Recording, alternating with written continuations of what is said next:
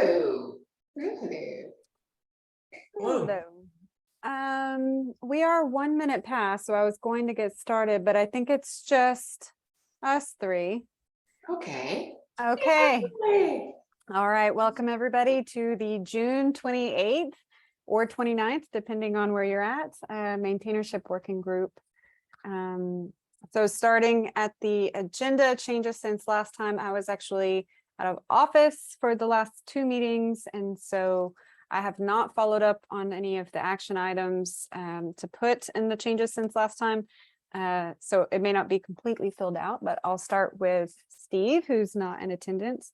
This is for exit criteria number 5, the communication plan. He says this is 45% complete, no changes since last week, but a reminder that we have labels for MRs and issues that will help facilitate communication of updates. Please also consider adding feedback to the run book for communicating changes. This will be a reference to help increase adoption and awareness of any changes. So if there are any topics you think are missing, please drop a comment. All right, go ahead, Nick. Yep, this is for exit criteria 1, implementation plan to remedy gaps. I moved it from 5 to 10%. And that's because I added some issues for each of the projects that we decided to focus on.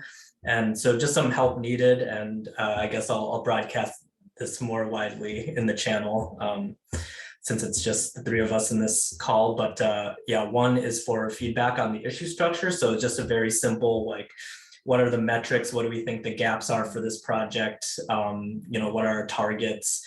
Any help needed, action steps? So just feedback on that structure. I added an example for the database maintainership and reviewer issue, because that's something that we've kind of have an example for this for already with all the work that Alex did in coming up with targets and some metrics to back that up. And so a lot of this is just linking to the issue that he had already created, but I think that's okay too. If some of these groups already have other issues they're working off of, I think it's fine to use those, just as long as we have a plan and kind of summarize some of these items. And then I'm sorry, for the issue structure, is I just want to make sure I'm understanding. You're saying, so if in this example, the issue is going to be based on the database coverage, and it'll have any metrics that are available, targets needed for the next 6 to 12 months, and any action items that need to be taken in order to get there, right? correct. Yeah. Okay. I think that's great. Cool. So I've got a question, Nick. So this is part of a larger epic, correct? Yes. And so you're looking for DRIs for each of these issues, is what you're saying? Yeah, ideally, I mean, it would be great to have somebody involved who's actually a maintainer of one of those projects or that maintainer type.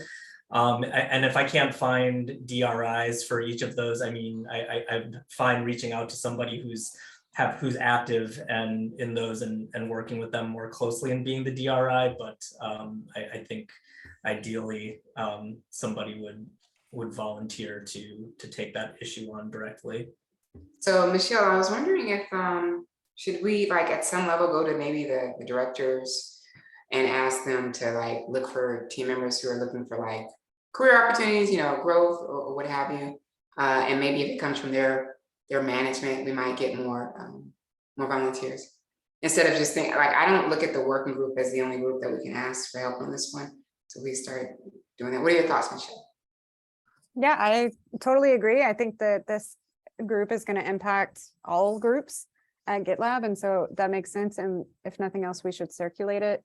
I'll also say, though, that I would empower the functional leads to do the same thing in terms of circulating it. I mean, they could always put something on the agenda, right? Nick, you could put something on the development staff agenda, and it's just the same as if Michelle or I put it on there. So what about that? Yeah, I think that's a good idea. And I think, to Michelle's point as well, opening it up to the functional leads we already have in this group, if there's already, say, representation from certain projects like Workhorse or front end or back end, and anyone in this group wants to take that on, I think I'd see what we get from people who are involved in the group first, and then if there's any one we're missing, then yeah, taking that also to development staff and putting out a call. Yeah, I think that those are both good ideas. Do you think, Nick, I'm sorry we keep digging in on this, but I'm just looking at the timeline for the working group so far. Do you think 2 weeks for finding a DRI, for the DRI to circulate this and to get what those targets should be? Yeah, I think that probably makes, yeah, a week to 2 for finding those. I don't know if getting a good sense of the targets by then might be tricky, because some of those projects might be lacking the data needed. Like, I think we could probably get some qualitative data or, you know, anecdotal information about what the gaps are, but for some of those we might be needing to do some work to create dashboards. I mean, we do have the database team example, and we've been able to port that over for Omnibus. So maybe it's not too much more work to do it for these other projects, but yeah, I think 2 weeks might be tough for all that, but I think we can certainly aim for that. Okay. All right, cool. Should we move on to Dennis? Yep, sounds good. Yeah, thanks everyone for the input. Okay, Dennis, I would hate to read all of this. Let's see. No exit criteria, just your friendly neighborhood working group members. So Dennis was pushing for to see how many active trainee maintainers would be able to convert into maintainers. He'll be pinging some people in an issue. This is in order to contribute to the trainee target of 30 for the OKR. And there is looks like a triage ops issue for keeping the trainee maintainer issues updated. And yeah, I'll leave that to you all to read it more holistically. So you can go ahead, David. Yeah, I thought I'd just let you guys know that last time I created an MR for mentioning the capacity adjustment when you become a maintainer and things like that. So Eric approved about a week ago, and I pinged him after a while. And then Christopher, I haven't heard anything from him yet, so I might just ping him just to see what his thoughts are, and hopefully we can get it merged. Okay. There is actually help needed that Nick mentioned up above, and then otherwise I'll move on to discussion and questions. I know that this is going to be a controversial topic, but as I said before, I was out of office for the last 2 meetings, and when I came back, there was a lot of data in the Slack channel. There was a lot of data in the agenda.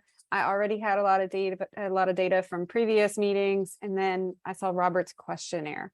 So in Robert's questionnaire responses, 11% of the response, I think there were 85 or so, you can just click on the link, 11% did not want to become a maintainer, and 35 disagreed with it being a senior responsibility. But the 5 topics that stood out, I've highlighted 3 of them in green because I think they're very similar. And then these other 2, 3, and 4, I think are already part of our exit criteria. So 1, 2, and 5, I know that we've discussed already in past meetings. And David, I think the capacity adjustment MR actually contributes to it. I linked to the issue. So based on that, I want to make sure that we're still addressing the end result. So a lot of the focus of this working group has been based around making the guidelines more efficient, making the trainee process more efficient, making the distribution more efficient. We're really focused on kind of how to get more maintainers, but the result is still to have more maintainers. And so at a Bias for Action, I did open up this MR. It's just to collaborate on requiring seniors to become maintainers. But from my perspective, it sounds like we are doing the right things. We are working to address these concerns, but we just still need to keep that other side of it in mind. And so I don't know if any of you have had a chance to look at it, but I'd like to open that up for discussion anyway. I haven't had a chance to look at it, but like based on the question, the survey that we did, I'm not sure whether we want to make people become a maintainer when they don't want to be, or whether we should make existing maintainers spend more time becoming like doing the more maintainer work, like similar to what I said in terms of the capacity. So I'm just wondering, like where we should focus on in terms of just focusing on increasing the number or increasing the people who can actually spend more time on, or like willing to spend more time on.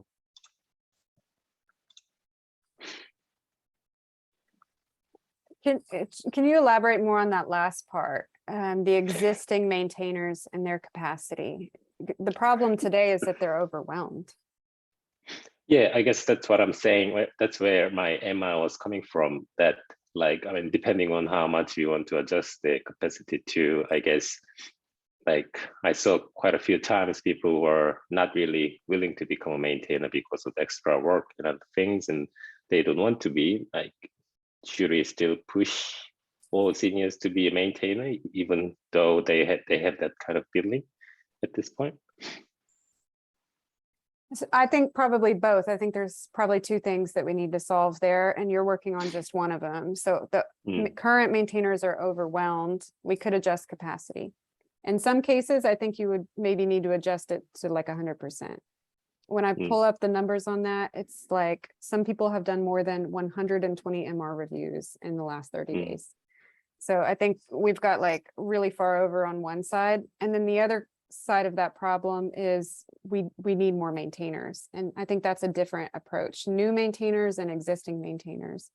And so maybe trying to accommodate solutions towards both. And I think this working group is, I mean, for new maintainers, I think we're working on what the trainee mentorship is like, what you'll actually be doing as a maintainer. I know there's an issue for local reviewers and things like that. So if you were to ask me, I would say yes. I think it's both. I think it's the capacity and the conversions. Yeah, I understand it's both, but I guess what I'm saying is that, like, if we are making it compulsory to become a maintainer when they don't want to be, maybe, you know, we have maintainers that are not really keen to be doing maintainer work. So whether it's efficient for them to be maintainer, just to create just to increase the number. Do you feel like these 5 reasons maybe aren't being addressed? The 5 reasons that they don't want to be a maintainer? I suppose, like, yeah, I think it's sort of related. If we are addressing other things, yeah, it will be easier for them to be a maintainer. But I guess what I'm saying is just to, I don't know, I want to make it more voluntary process as opposed to a compulsory process to become a maintainer. Because I don't know, personally, I feel like by making it compulsory, I'm less motivated or less, what do you call, it's not proactive task for me to do, as opposed to it's something that I have to do. So I say it's creating an environment where people just do things because they have to. So I'd like to respond a little bit. So the way I see it, like big picture, we need maintainers to support our product. That's the problem we're trying to solve. I don't think we're trying to force people to become maintainers against their will or for any other reason. That we need to support our product, and we need to not burn out the maintainers we have. So if people are saying, no, I don't want to be a maintainer, but I have this great answer, solution that will solve the problem, and I haven't seen a solution that will prevent the maintainers we have from being burnt out or support our product. So it's almost like IMOC. If anybody out there is listening about IMOC, no one wants to be an IMOC, probably, but if we don't, we have no one to manage the incidents.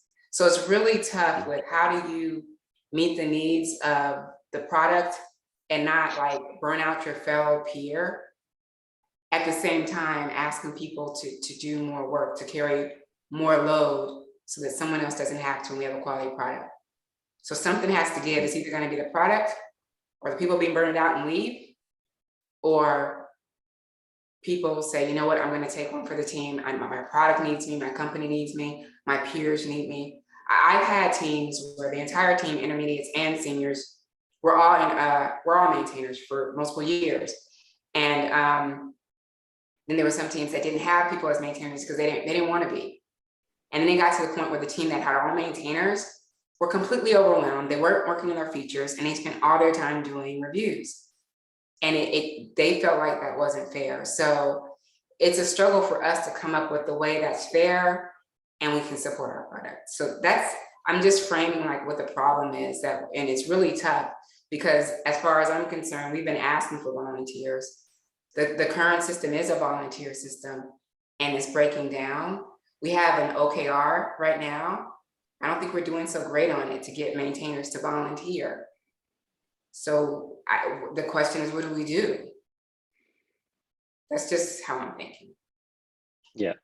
I understand that that's what this is for, but I guess the way where I'm coming from is more, I want to think about more from the incentivizing becoming a maintainer as opposed to making it compulsory. That's the ideal situation. That's what I'm saying, that it would be nice if you don't have to make it compulsory, but maybe creating some environment where they get other, encouraging people to spend more time maintainer if they want to be, or like adjusting their capacity is one thing, but we can think about some other things, maybe hopefully incentivizing becoming a maintainer as opposed to, just a thing you have to do. That's my thought. But that's just my thought. So yeah. I think, David, I don't have a solution. I think your thought is a commonly held belief. I think that you're doing a great job representing how a lot of people out there feel. But it's a tough problem that has to be solved. And I feel like what we have right now is a volunteer system right now. But I can't keep asking someone to burn themselves out. Like something's got to change. And I think we're doing a great job. And I think what Michelle was trying to figure out is, well, we'll make it easier so that they'll want to be a maintainer, like incentivize them by giving answers and solutions. And I wonder if we did the survey, I know they don't want to say another survey, but if we did the survey and said, okay, if we fix this, this, and this, how would you feel? If that number would look different. I don't know. Yeah, but you're so right. Please speak. You're right. You're right to speak up. Yeah. Sure. Yeah, David, and I think that point brings up some other questions too, like if we are requiring that and there is a motivation problem, like people are becoming maintainers because now it's required, but then they're just maybe always putting up red circles or not taking on, like I think there's the question of are they going to, if someone is doing this but they're not motivated to do it, are they actually providing the coverage that we'd be hoping? And then if that's not the case, then are we also requiring ourselves to go further, kind of to your point, Darv, about the IMOC program, like it is a very kind of mandatory thing. And so then we're having, and it has a lot of process around it to make sure that people are doing these things, like, there's a lot more scheduling and that kind of stuff that goes into it. Then are we also having to go all these extra steps of developing some process around how do we make sure that, then quantifying like how much maintainers need to start contributing and that kind of stuff. So I do, I don't have a strong opinion on either way yet, but I do see like if we go down this path, then we need to maybe start adding a whole bunch of other things to the process to make sure that as people become maintainers, we are then kind of getting the coverage that we expect out of them. So it does kind of add a bunch of extra process potentially down the road. I don't have too much to add to this. I probably have a slightly different view to David in that I quite enjoy maintainer reviewing in that aspect. But I think I agree with Nick that maybe there is additional process required further down the track for this. I think part of it might be coming back again to that scheduling issue and workload. I think generally if we have more maintainers and if all our seniors were maintainers, that'll reduce the workload on all maintainers, which I think is the end goal. And maybe it's about just finding a balance between maintainers who spend, say, like 50% of their time reviewing, as opposed to maintainers who have maybe 25% of their time. I'm not entirely sure how that would work outside of like maybe like a team level. So say if you had a team and you had 2 maintainers between the team, you could sort of work out what sort of balance you have. But yeah, that might be something we need to think about as part of this proposal as well.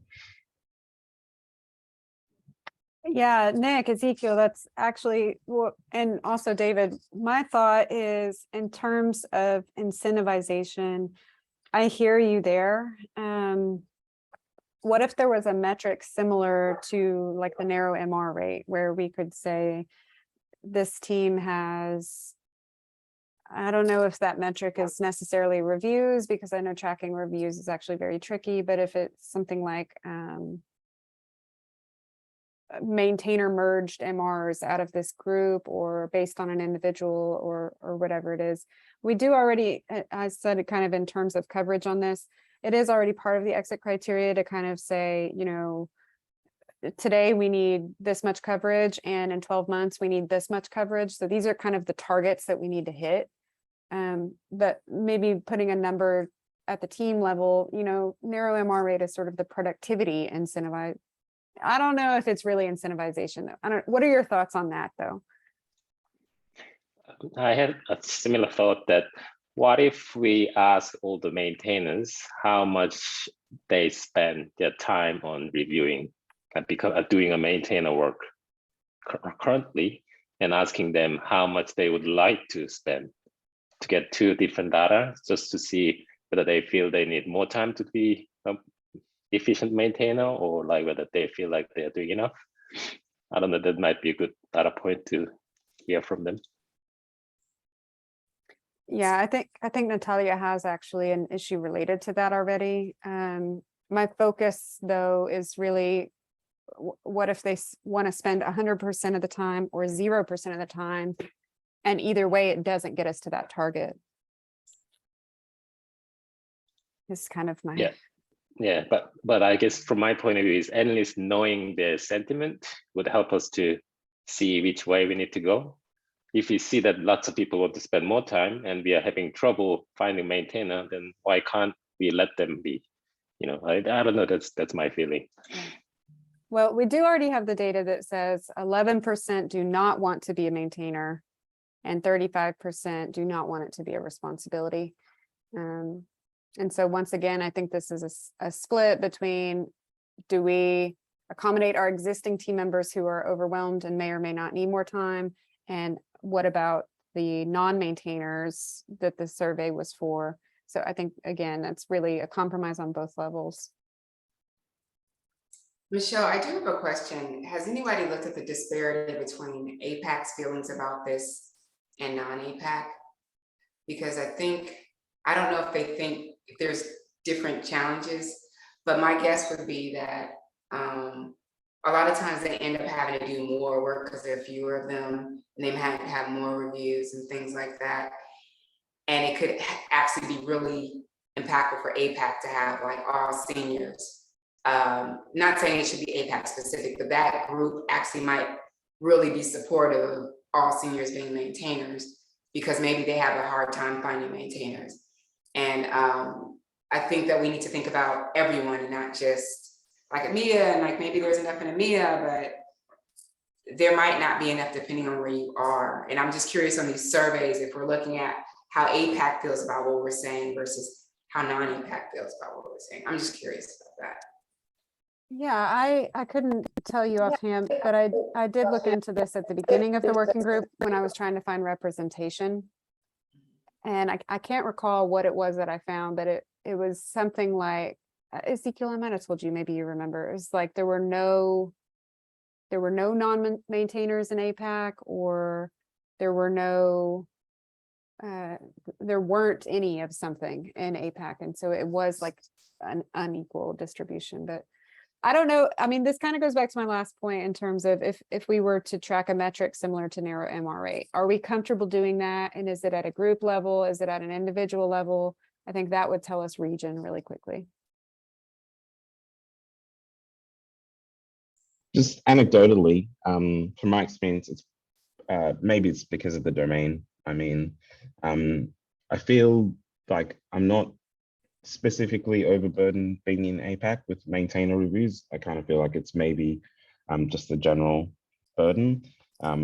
My guess would be that it's probably more project and specific domains. So like databases, for example, is one that always gets overworked. And I guess some of the other projects like Runner and Pages and things like that. So I'm not sure if it's the same for you, David. I can't remember if you're a maintainer as well.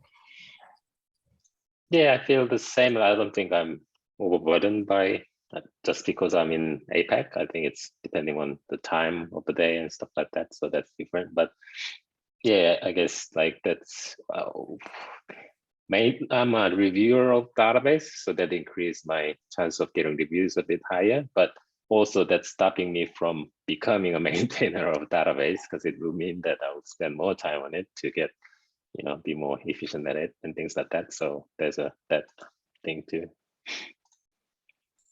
Thanks for that data point. Michelle, in terms of your question, I've been asked multiple times by engineers if we could track their review metrics so they could get credit. They felt like just tracking MR throughput was not transparent about like what they're contributing to the team. So I would imagine that most engineers will welcome tracking the review metrics by the engineer. What do you, Ezekiel, David, what do you think? Would that be something you would welcome? Just so that you can kind of get credit? I mean, maybe. I do kind of loosely look at the workload. And admittedly, sometimes I guess if I've had like a red circle up or something, and I notice I'm kind of falling below the average for front-end maintainers, I might kind of put a little bit more emphasis, but that's more of a, I guess, personal thing.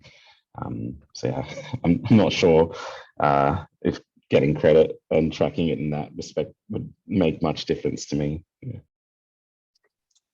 Yeah, I guess like I do a similar thing like you do, Ezekiel, just to see where I am in terms of review, and occasionally just to see whether I sometimes I feel like I'm overwhelmed with like 5 reviews or whatever. Sometimes I need to say no and stuff like that. So that's when I look at it as well. But I don't know. I feel like instead of not so much about like crediting, but more about a data point, just to see, you know, how many reviews I did this month or whatever, might be helpful to see. Because I think the data for review roulette, I don't know how long we keep the data for. So I see the 30-day count, but I don't see anything beyond that. So maybe helpful to have some other points. There is a dashboard for that. Nick, we've got 1 minute. I know that we skipped you several times. If you want to quickly read your last point, and then I think we're going to end the call. Yeah, that's okay. And I do think the discussion about metrics is good to keep having, but yeah, I was just going to say, if I read the requirement correctly, we are already expecting seniors to eventually become maintainers. So I think, you know, maybe the change it's not so controversial. We're making it a little more concrete, but I think the expectation is still there, if I'm not mistaken. Is that right? Yes, but you can become a trainee maintainer and stay a trainee maintainer, and we've seen that, and that's where Dennis's follow-up has come in. Sure. Okay, we are at time. Nick, if you want to move yours to maybe Monday's meeting, or we can do a read only. And thank you all. Have a good one. Thank you. Bye.